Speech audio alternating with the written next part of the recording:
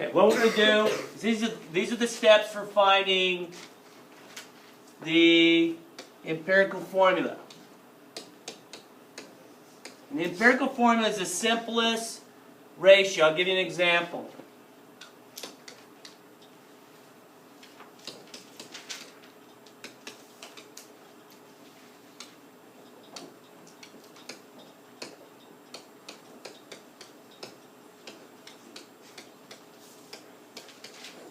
Right? So when I say an example of an empirical formula, it's the simplest ratio. So here's glucose. Glucose is C6H12O6. That is not the simplest ratio that you would get if you had to find the empirical formula. This is called the molecular formula for glucose.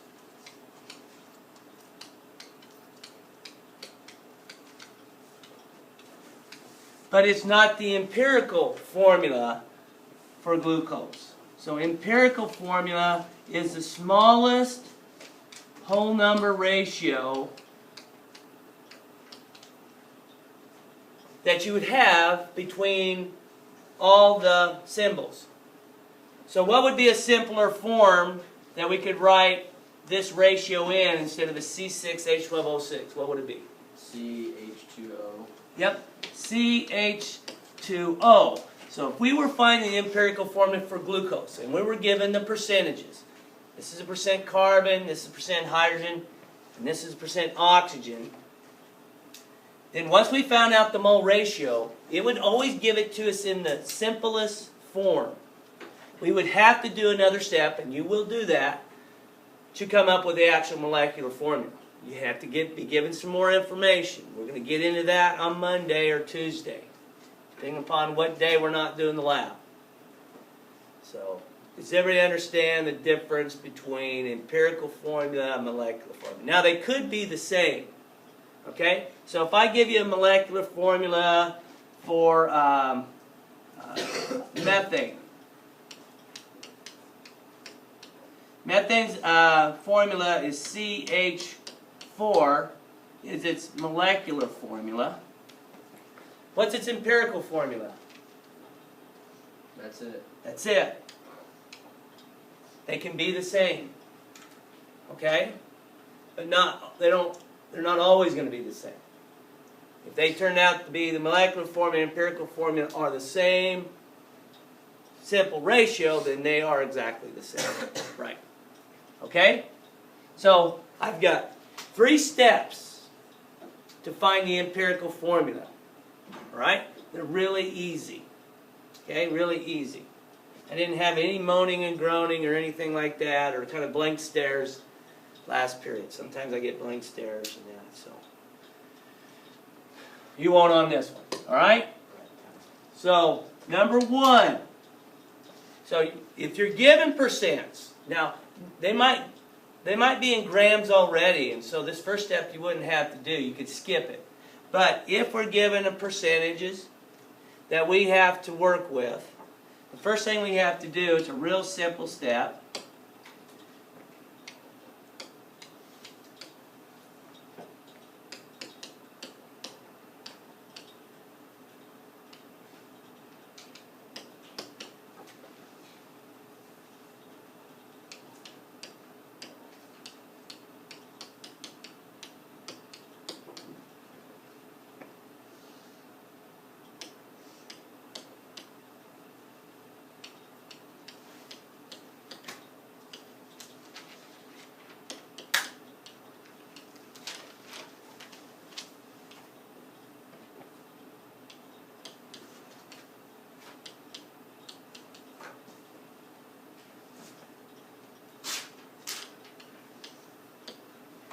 Okay, change your percent sign into grams. So you're going to be given percentages, and what you'll do is you'll just automatically take that percent sign and change it to a unit of G. So our grams we can be given. So it's kind of like having a sample of 100 grams, which would be like 100%.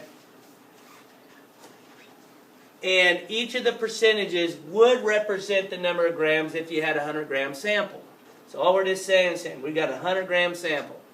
And here, we'll take these percentages and change them to a unit of a gram. Okay, we can do that. Okay, it allows us to do that if it's based upon 100 grams. Okay? 2. We're going to convert the grams of each element into moles.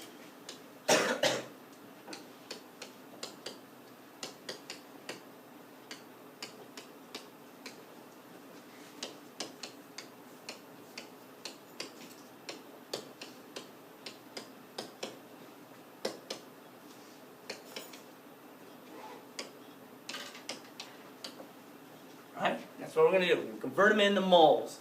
So we're going to take the atomic weight. For carbon, let's say, we had 50 grams. And so to set it up, if, for example, you guys have done this many times, and so I'll give you an example. If we had 50 grams of carbon, we would just go ahead and say, I'm going to change that to moles. Down below, put 12.01 grams off the periodic table. Tells me that I have 1 mole of atoms. And then I do my calculation, and I calculate it. And it tells me how many moles I would have. So that's something shouldn't be anything new to you. Should be really easy to do. Okay? Third step is the most crucial step, I think, for getting these right. Because students forget it. They choose not to do the third step because they think they can round any number. You can't round any number to get the mole ratio. The mole number should be within like 0.03 moles of a whole number. So like 1.97, I could round to 2.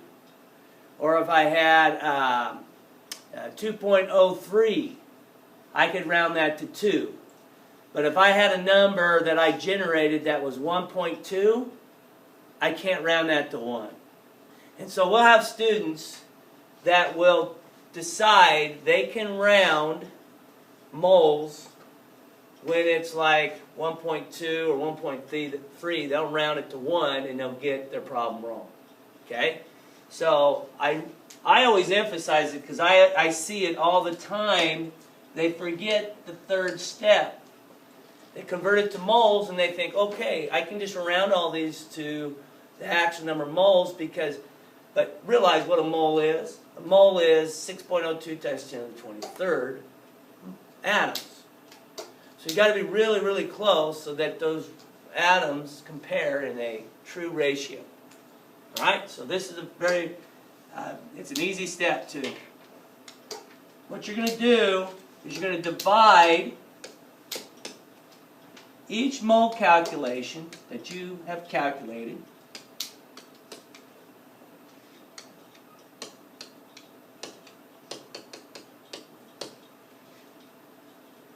by the smallest mole calculation.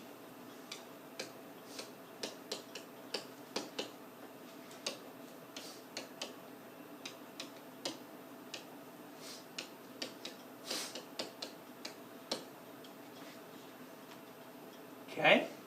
Now, we might add to this for the second problem.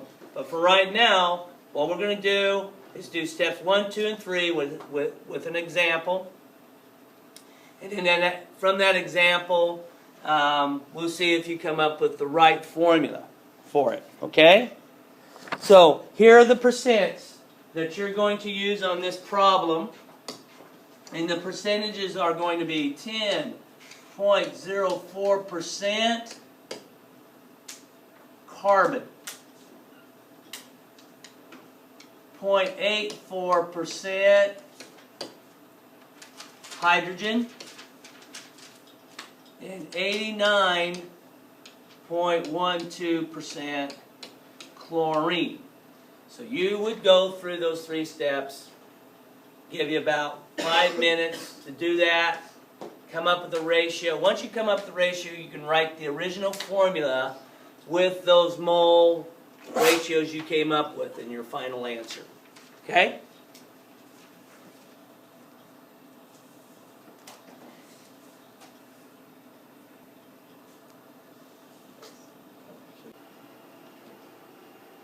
Okay, so with this example,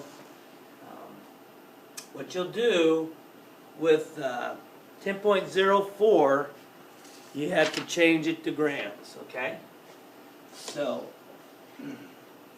10.04 grams carbon divided by 12.01 grams to 1 mole. Get you moles of carbon. And we'll do the same with hydrogen.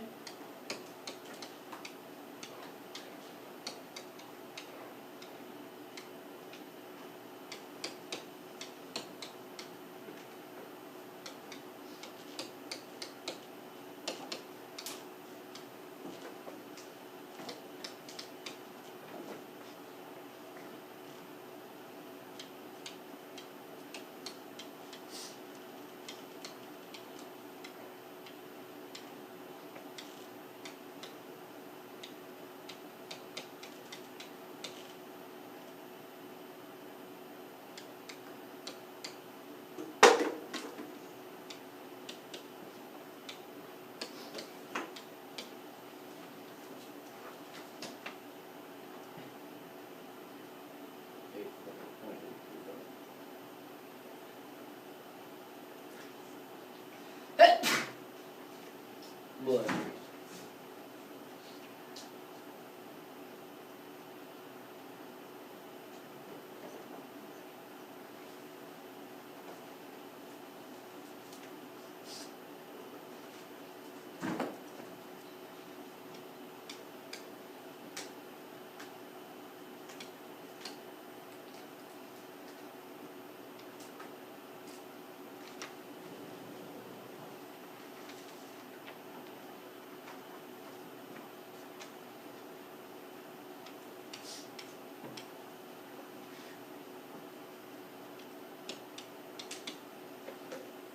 Is that what you got? Pretty close? Okay? So then, the third step. So we'll have students round these, and by chance, this would be rounded, and it would give you the right answer if you just rounded it here. But the third step, the most important step, is you divide each one by the smallest number of moles, which is 0.832.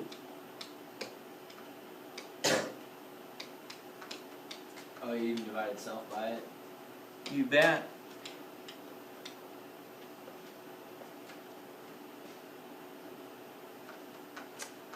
So then what we end up with is an answer of 1, 1, 3.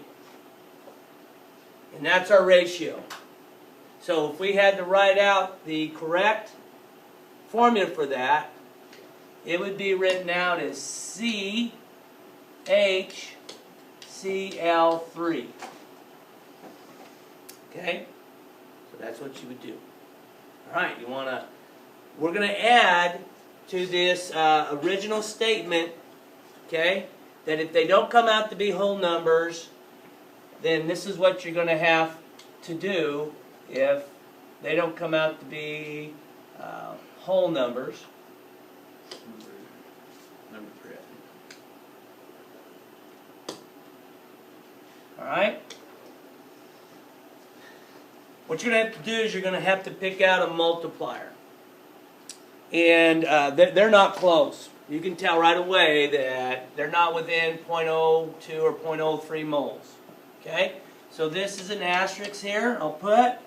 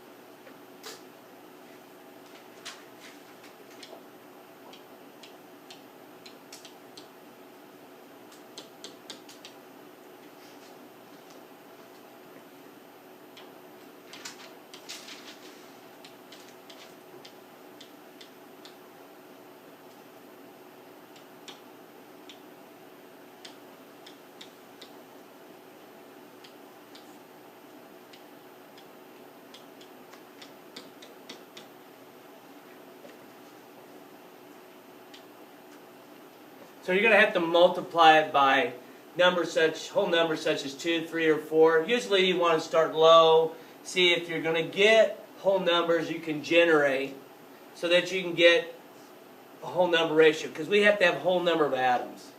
So if the example we just did, CHCl3, you can't have CHCl or CHCl 1.5. You can't have a half of an atom. So they got to be whole numbers. Okay? So here's the last example I want you to do. You only have 2 different elements that you got to work with, so that's why it'll go a little bit quicker. 52.94% aluminum and 47.06% oxygen. Okay? Go ahead and work that one out. You may have to do the asterisk part of step 3.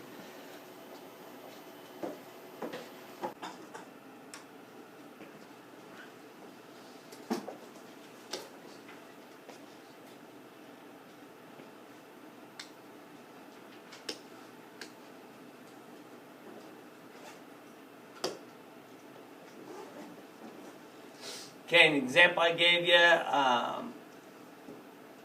aluminum and oxygen, the moles came out to be 1.96 for aluminum, 2.94 for oxygen. And then we go ahead and we'll divide by the smallest number of moles in step 3.